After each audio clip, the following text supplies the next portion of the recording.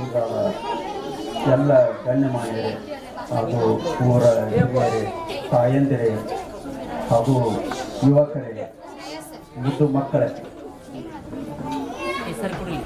ಮನೆಯಾಗ ಹಿರಿಯ ಮಗ ಹುಟ್ಟಬಾರದು, ಕಾರ್ಯಕ್ರಮದ ಅಧ್ಯಕ್ಷ ಆಗಬಾರ್ದು ಅಂತ ಹೇಳ್ತಾರಲ್ಲ, ಸುಳ್ಳಲ್ಲ. ನಾ ಏನು ಮಾತಾಡೋದು ಬಂದಿದ್ದು ಎಲ್ಲ ಒಬ್ಬರು ಮಾತಾಡ್ಬಿಟ್ರು, ವಿದ್ಯಾರ್ಥಿಗಳು, ಶಿಕ್ಷಕರು ಎಲ್ಲರೂ ಮಾತಾಡಿದ್ರು. ಏನು ಮಾಡೋಕ್ಕಾಗಲ್ಲ.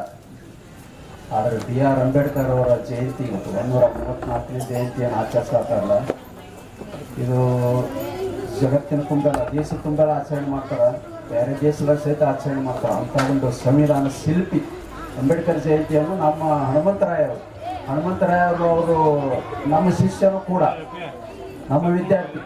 ನನಗೆ ಹೇಳಕ್ಕೆ ಹೆಮ್ಮೆ ಅನ್ನಿಸ್ತದೆ. ಇಂಥ ಒಬ್ಬ ವಿದ್ಯಾರ್ಥಿ ನನಗೆಲ್ಲ ಮಾಡೋದು ನನಗೆ ಹೆಮ್ಮೆ.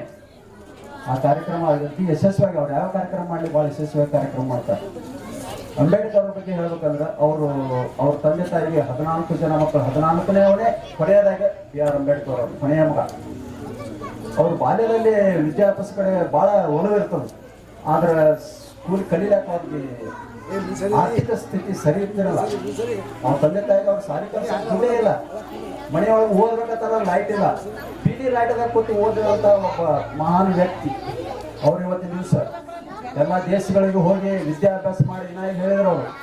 ಅವ್ರ ಮಗ ತೀರ್ಕೊಂಡ್ರು. ಅವ್ರಿಗೆ 5 ಮಂದಿ ಮಕ್ಕಳು, ಅದ್ರ 4 ಜನ ಮಕ್ಕಳು ತೀರ್ಕೋತಾರೆ. ಅವ್ರಿಗೆ ಒಬ್ಬನೇ ಒಬ್ಬ ಮಗ ಬೆಳಿತಾನೆ, 4 ಜನ ಮಕ್ಕಳು ತೀರ್ಕೋತಾರೆ.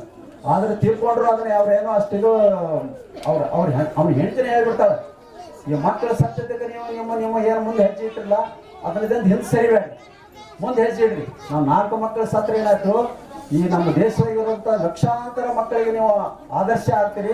ನೀವು ಮಾಡ್ತಕ್ಕಂಥ ಕೆಲಸ ನಾಳೆ ಲಕ್ಷಾಂತರ ಜನಕ್ಕೆ ಉಪಯೋಗ ಆಗ್ತದ.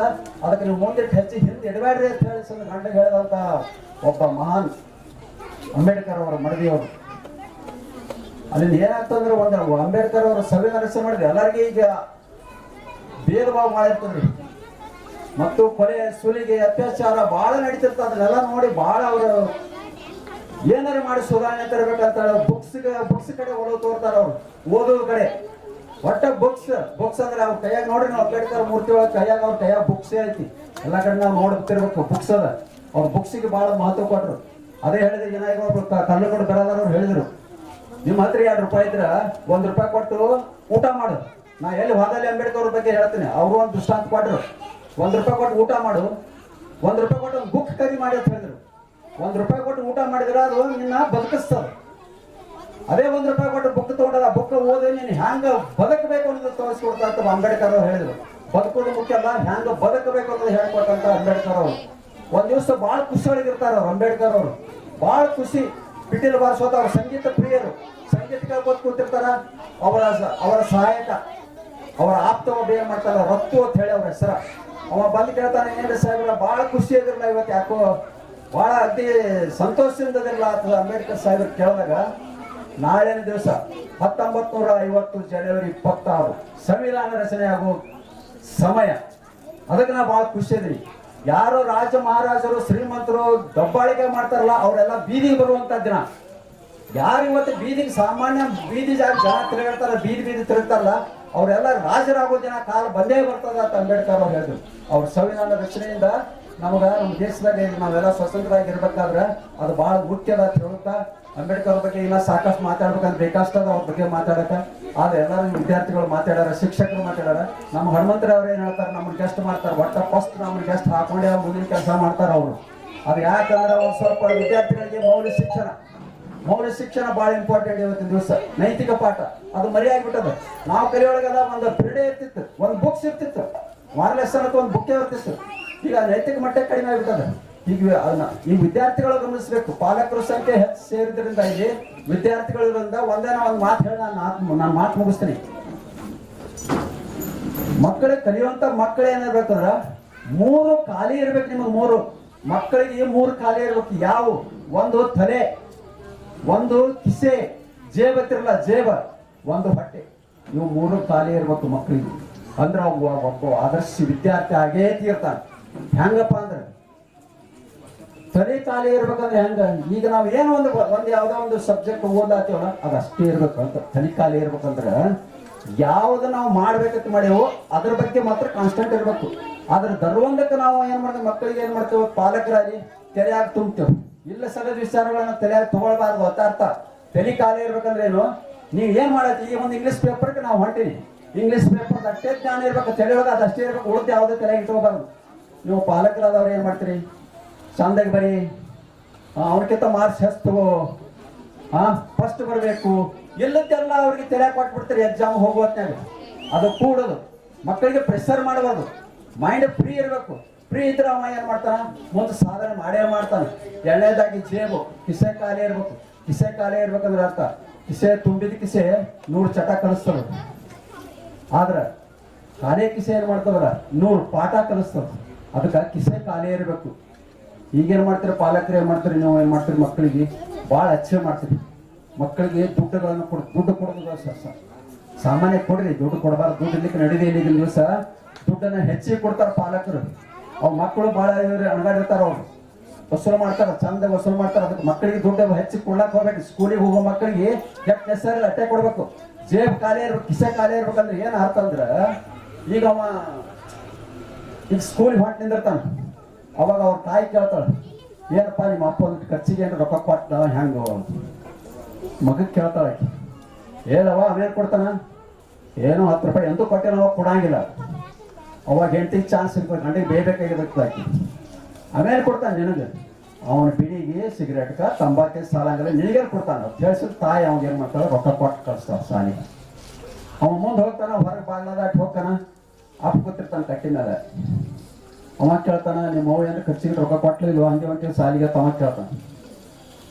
ಅವಾಗ ಸರ್ ನಾವು ಅವ್ರ ಬಳಿ ಟ್ಯೂಷನ್ ಕೊಟ್ಟಿದ್ವು. ಅವಾಗ ಆ ಟೈಮ್ದಾಗ ಅವರು ನಮಗೆ ಇಂಗ್ಲೀಷ್ ಕಲಿಸಿದ್ರು. ನಮಗೆ SSLC ಮುಗೋತಕ ಆದ್ರೂ ಇಂಗ್ಲೀಷ್ ಬರಲಿಲ್ಲ. ಕಡಿಮೆ ಇಂಗ್ಲೀಷ್ ನಾವು ಬರೀಬೇಕಂದ್ರೆ ಕಾಪಿ ಮಾಡಿ ಬರೆದು. ಇವ್ರು ಸರ್ ಏನ್ ಹೇಳ್ತಿದ್ರು ಅಂದ್ರೆ, ಹನುಮಂತ ಸರ್ ಬಿರಾದರ್ ಅವರು ಬರೀ ಅವಾಗ ನಮಗೆ ಹೆಸರುಕೊಂಡು ಕಲಿತಿರಲ್ಲ, ಸೌಕರಪ್ಪ ಕಲಿಬಾ ಅಂತ ಹೇಳೋರು. ಆದ್ರೂ ಹೊಡಿತಿದಿಲ್ಲ, ಬೆದರಿಸ್ತಿದ್ರು. ಆಗ ಅದೇ ಈ ಒಂದು ಇದರಲ್ಲಿ ನಮ್ಮ ಹನುಮಂತ ತಮ್ಮ ಅವರು ಒಳ್ಳೆ ಟ್ಯೂಷನ್ ಹೇಳ್ತಾರೆ. ಈಗ ಅಲ್ಲೇ ಇಲ್ಲಿ ಹೋದ್ರ ಇವರು ಎಲ್ಲಿ ಅಂದ್ರೆ ಈ ಜಾಬ್ ಮಾಡಲಿಲ್ಲ. ಈ ಯಾಕೆ ಜಾಬ್ ಮಾಡ್ಲಿತ್ತ ಹುಡುಗರಿಗೆ ವಿದ್ಯಾಭ್ಯಾಸ ಕಲಿಸೋ ಸಂಬಂಧ ಇವರು ಜಾಬ್ ಹೋಗಿಲ್ಲ ಅನಿಸ್ತತಿ. ಎಷ್ಟಿದ್ರು ಸಂತಿ 50 ಅಬೋ. ಇಲ್ಲಿ 50 ಅಬೋ ಐತಂದ್ರ ಇದು ಬಹಳ ದೊಡ್ಡ ಸಾಧನೆ. ಇದು ನಾಳೆ ಬರುವಂತ ದಿನದಾಗ ಇದೇ ವರ್ಷನಾಗ 100 ಜನನೂ ಆಗ್ಬೋದು. ಆದ್ರ ನಮ್ಮ ಈ ಏನ ತಂದೆ ತಾಯಿಯವರಿಗೆ ಈ ಹುಡುಗರು ಏನ್ ಶಾಲೆಗೆ ಹೋಗಿ ಬರ್ತಾರಲ್ಲ, ಅವ್ರಿಗೊಂದು 1 ತಾಸು 2 ತಾಸು ಬಿಟ್ಟು ಬಿಡಬಾರ್ದು. ಹುಡುಗರು ಹಂಗೆ ನೀವು ಪ್ರೀತಿ ಟ್ಯೂಷನ್ ಕಳಿಸಿದ್ರ, ಇಲ್ಲೇ ಊರಲ್ಲಿ ಕಳಿಸಿದ್ರೆ ಬಹಳ ಒಳ್ಳೇದು. ಹುಡುಗರಿಗೆ ಯಾವಾಗಲಿ ಟ್ಯೂಷನ್ ಹೋಗ್ಬೇಕು. ಅಲ್ಲಿ ಶಾಲೆಯಲ್ಲೇ ಹೇಳಿದ ಅಷ್ಟೊಂದು ಇದು ಇರಂಗಿಲ್ಲ, ಟ್ಯೂಷನ್ದಾಗ ಹೋಗಿದ್ದು ಅಷ್ಟೊಂದು ಇದು ಇರ್ತೈತೆ. ಈ ಹನುಮಂತರಾಯ ಅವರು ಹುಡುಗರನ್ನ ಇವತ್ತಿನ ದಿವಸ ನಮ್ಮ ಬಿರಾದಾರ ಹನುಮಂತ ಎನ್ಎಚ್ ಬಿರಾದಾರ್ ಅಂತ ಹೇಳಿ ನಮ್ಮ ಸ್ಕೂಲೊಳಗೆ ಇಂಗ್ಲೀಷ್ ಸಾರು ನಾವು ಇದ್ದಾಗ ನಮ್ಮ ಸ್ಕೂಲ್ನೊಳಗೆ ಗೌರವ ಶಿಕ್ಷಕನಂತ ಹೇಳಿ ಅವ್ನು ನೇಮಿಸ್ಕೊಂಡಿದ್ದೇವೆ ನಾವು. ಅವನ ಹಳೆಯಾದಂಥ ಅವನ ಹೆಸರು ಇವತ್ತು ನೆನಪು ಬರ್ಲಿಕ್ಕೆ ಕಾರಣ ಅಂದ್ರೆ ಹನುಮಂತರಾಯ ಅಂತೇಳಿ ಅವನ ಹಳೆಯ ಹೆಸರು ವಿಚಾರ ಅವನಿಂದ ಪುನಃ ಅವನ ನೆನಪು ನಾವು ಇವತ್ತು ಮಾಡ್ಕೋಬೇಕಾಗ್ಯದ. ಅವನು ಭಾಳ ಒಳ್ಳೆಯ ವ್ಯಕ್ತಿ ಇದ್ದ. ನಾವೇನು ಪಗಾರ ಕೊಡ್ಲಿ ಬಿಡ್ಲಿ, ಅವಾಗ ಗ್ರಾಮ ಪಂಚಾಯತಿ ಒಳಗೆ ಗೌರವ ಶಿಕ್ಷಕರು ನೇಮಿಸ್ಕೋಬೇಕಂತೇಳಿ ಏನು ಹೊರಪಿತ್ತು. ಆದರೂ ಇಲ್ಲಿ ಬರುವಂತಂದು ಅವನು ಶಾಲೆ ಒಳಗೆ ಇಟ್ಟಿದ್ದು ಮಾಡಿ ಏನೋ ಒಂದು ದುರ್ದೈವ. ಅವನು ಇದ್ರೆ ಏನೇನೋ ಮಾಡುವಂಥ ಸಾಧನೆ ಮಾಡುವಂಥ ವ್ಯಕ್ತಿ ಇತ್ತು. ಅವನ ದೇವರು ಏನೋ ಅನಾರೋಗ್ಯದ ಕಾರಣದಿಂದ ಅವನ ಹೆಸರನ್ನು ಪುನಃ ನೆನಪು ಮಾಡುವಂಥ ಮಳೆ ಹುಟ್ಟಾನಂದ್ರೆ ಅವನ ನೆನಪಿಗಾಗಿ ನಾ ಭಾಷಣ ಮಾಡ್ಬೇಕಂತ ಮಾಡಿ ಕೈಯಾಗಿ ಹಿಡಿದೀನಿ. ಮತ್ತೆ ಉದ್ದೇಶಿಸಿದ ಇನ್ನೂ ಸ್ಕೂಲ್ ಒಳಗಿದ್ದ, ನಮ್ಮ ಸ್ಕೂಲ್ ಬಿಟ್ಟು ಹೋಗ್ಬೇಡಪ್ಪ ಅಂತೇಳಿ ವಿನಂತಿ ಮಾಡಿದ್ರೆ ಇಲ್ರಿ ನಾ ಅಂತೇಳಿ ಇದು ಮಾಡ್ಬೇಕತ್ತೀನಿ, ನಾನು ಈ ಕರ್ದಾಗ ಬರ್ತೀನಿ. ಮತ್ತೆ ನನಗೆ ಹುಡುಗರ ಬಗ್ಗೆ ಕಾಳಜಿ ಅದ. ನಿನಗೆ ಜಾಗ ಲಭವಿದ್ರೆ ನಮ್ಮ ಸ್ಕೂಲ್ನೊಳಗಾಗಲಿ ಇಲ್ಲೆಲ್ಲೇ ಆಗಲಿ ನೀನು ಸಂಸ್ಥೆ ಬೆಳೆದ್ರೆ ನಿನಗೆ ಜಾಗದ ಅನುಕೂಲ ಮಾಡಿಕೊಡ್ತೀನಿ ಅಂತ ಹೇಳ್ತಿದ್ದಿಂದ ಈ ವೇದಿಕೆ ಮೇಲೆ ಎಲ್ಲರಿಗೂ ನಮಸ್ಕಾರ. ಶ್ರೀ ಸರಸ್ವತಿ ವಿದ್ಯಾಭಿವೃದ್ಧಿ ಸಂಸ್ಥೆ ಅಡಿಯಲ್ಲಿ ಶ್ರೀ ಸರಸ್ವತಿ ಟ್ಯುಟೋರಿಯಲ್ ಕ್ಲಾಸ್ ವತಿಯಿಂದ ಅಂಬೇಡ್ಕರ್ ಅವರ 134ನೇ ಜಯಂತ್ಯೋತ್ಸವ ನಿಮಿತ್ತವಾಗಿ ಈ ಒಂದು ಸರಸ್ವತಿ ಟ್ಯುಟೋರಿಯಲ್ ಕ್ಲಾಸ್ನಲ್ಲಿ ನಾವು ಏನು ಮಾಡಿದ್ದೇವೆ ಅಂದರೆ ಚಿಣ್ಣರ ಚಿಲಿಪಿಲಿ ಕಾರ್ಯಕ್ರಮವನ್ನು ಆಯೋಜನೆ ಮಾಡಿದ್ದೇವೆ. ಈ ಒಂದು ಆಯೋಜನೆಯು ಎಲ್ಲ ಮಕ್ಕಳಲ್ಲಿ ಸಮಾನ ಭಾವವನ್ನು ಮೂಡಿಸಬೇಕಂತೇಳಿ ಒಂದು ಕಾರ್ಯಕ್ರಮವನ್ನು ನಾವು ಆಯೋಜಿಸಿದ್ದು. ತುಂಬ ಎಲ್ಲ ನಮ್ಮ ಊರಿನ ಗಣ್ಯರು ಕೂಡಿ ಈ ಒಂದು ಕಾರ್ಯಕ್ರಮವನ್ನು ತುಂಬ ಅದ್ಧೂರಿಯಾಗಿ ವಿಜೃಂಭಣೆಯಿಂದ ನಮಗೆ ಮಾಡಿಕೊಟ್ಟಿದ್ದಕ್ಕೆ ತುಂಬ ಧನ್ಯವಾದಗಳು. ಅದೇ ಥರನೇ ಒಂದು ಮಾತು ಹೇಳೋಕ್ಕೆ ಇಷ್ಟಪಡ್ತೀನಿ, ಮಕ್ಕಳಿಗಾಗಿ ಆಸ್ತಿ ಮಾಡಬೇಡಿ, ಮಕ್ಕಳನ್ನೇ ಶಿಕ್ಷಣದಲ್ಲಿ ಆಸ್ತಿಯನ್ನಾಗಿ ಮಾಡಿ ಅಂತೇಳಿ ಒಂದು ಪ್ರಸಂಗದಲ್ಲಿ ಎಲ್ಲರಿಗೂ ಹೇಳ್ತಾ, ತಮ್ಮ ಮಕ್ಕಳಿಗೆ ಒಂದು ಯೋಗ್ಯದ ಮಟ್ಟದಲ್ಲಿ ಗುಣಮಟ್ಟದಲ್ಲಿ ಶಿಕ್ಷಣ ನೀಡುವ ಒಂದು ಸಂಸ್ಥೆ ಅಂತ ಹೇಳೋಕ್ಕೆ ನನಗೆ ಇಷ್ಟ ಆಕೈತಿ ಒಂದು ಸರಸ್ವತಿ ಟ್ಯುಟೋರಿಯಲ್ ಕ್ಲಾಸ್ ಅಂತೇಳಿ. ಎಲ್ಲರಿಗೂ ನಮಸ್ಕಾರ. ಸರಸ್ವತಿ ಟ್ಯುಟೋರಿಯಲ್ ಕ್ಲಾಸ್ನ ವತಿಯಿಂದ ಈ ಒಂದು ಶಿಕ್ಷಣ ಸಂಸ್ಥೆಯ ಅಡಿಯಲ್ಲಿ ನಡೆದಂಥ 134ನೇ ಡಾಕ್ಟರ್ ಬಿ ಆರ್ ಅಂಬೇಡ್ಕರ್ ಅವರ ಜಯಂತಿಯ ಈ ಕಾರ್ಯಕ್ರಮ ಬಹಳ ಅದ್ಭುತ ಹಾಗೂ ಶಿಸ್ತಿನಿಂದ ಕೂಡಿದ್ದು. ಈಗಿನ ಒಂದು ಈ ಸಮಾಜಕ್ಕೆ ಸ್ವತಂತ್ರ ಹೋರಾಟಗಾರರಾಗಲಿ ಹಾಗೂ ಇತಿಹಾಸದಲ್ಲಿ ಬರುವಂಥ ಹಲವಾರು ಮಹಾಪುರುಷರ ಬಗ್ಗೆ ತಿಳುವಳಿಕೆಯನ್ನು ನೀಡುವಂಥ ಇಂಥ ಕಾರ್ಯಕ್ರಮ ಈ ಸಮಾಜಕ್ಕೆ ಬಹಳ ಅವಶ್ಯವಾಗಿದ್ದು, ಬೆಳೆಯುವ ಸಿರಿ ಮೊಳಕೆಯಲ್ಲಿ ಅನ್ನುವ ಹಾಗೆ ಮಕ್ಕಳಿಗೆ ಈಗಿಂದಾನೇ ಇಂಥ ಒಂದು ಮೌಲ್ಯಯುತ ಕಾರ್ಯಕ್ರಮಗಳು ನೀಡೋದ್ರ ಜೊತೆಗೆ ಅವರ ಒಂದು ಮಾನಸಿಕ ಸ್ಥಿತಿಯನ್ನು ವ್ಯಸನಮುಕ್ತ ಸಮಾಜದ ಒಂದು ವ್ಯಸನಮುಕ್ತ ಸಮಾಜದ ಒಂದು ಅಡಿಯಲ್ಲಿ ಬರುವ ಹಾಗೆ ಮಕ್ಕಳ ಮನಸ್ಥಿತಿಯನ್ನು ಕೊಂಡೊಯ್ಯುವ ಒಂದು ಜವಾಬ್ದಾರಿಯನ್ನು ಹೊತ್ತುಕೊಂಡಂಥ ನಮ್ಮ ಊರಿನ ಕ್ರಿಯಾಶೀಲ ಶಿಕ್ಷಕರು ಹನುಮಂತರಾಯ ಬಿರಾದವರಿಗೆ ತುಂಬ ಅಭಿನಂದನೆ ಸಲ್ಲಿಸೋದ್ರ ಜೊತೆಗೆ ಈ ಒಂದು ಕಾರ್ಯಕ್ರಮದ ಅಡಿಯಲ್ಲಿ ನಾವೆಲ್ಲರೂ ಭಾಗಿಯಾಗಿದ್ದು ಕೂಡ ಒಂದು ಭಾಳ ಸಂತೋಷದ ವಿಷಯವಾಗಿದೆ ಅಂತ ತಿಳಿಸ್ತಾ ಇದ್ದೀನಿ. ಮಾನವತಾವಾದಿ, ದೇಶ ಕಂಡ ಅಪ್ರತಿಮ ನಾಯಕ ಡಾಕ್ಟರ್ ಬಿ ಆರ್ ಅಂಬೇಡ್ಕರ್ ಅವರ ಜಯಂತಿಯನ್ನು ಹಿಟ್ನಳ್ಳಿ ಗ್ರಾಮದಲ್ಲಿ ಸರಸ್ವತಿ ಟ್ಯುಟೋರಿಯಲ್ ಕ್ಲಾಸ್ ವತಿಯಿಂದ ನಡೆಸಿದ್ದು. ಈ ಹಿಟ್ನಳ್ಳಿ ಗ್ರಾಮಕ್ಕೆ ಹಾಗೂ ಎಲ್ಲ ಮುದ್ದು ವಿದ್ಯಾರ್ಥಿಗಳಿಗೆ ಮನೋರಂಜನೆ ನೀಡಿಸಿ ಕಾರ್ಯಕ್ರಮ ನಡೆಸಿಕೊಟ್ಟಂಥ ಟ್ಯುಟೋರಿಯಲ್ ಕ್ಲಾಸ್ ಅಧ್ಯಕ್ಷ ಹನುಮಂತರಾಯ ಬಿರಾದರ್ ಅವರಿಗೆ ಗ್ರಾಮದ ಎಲ್ಲ ಹಿರಿಯರ ಪರವಾಗಿ ತುಂಬ ಹೃದಯದ ಅಭಿನಂದನೆಗಳು ಸಲ್ಲಿಸ್ತೇವೆ.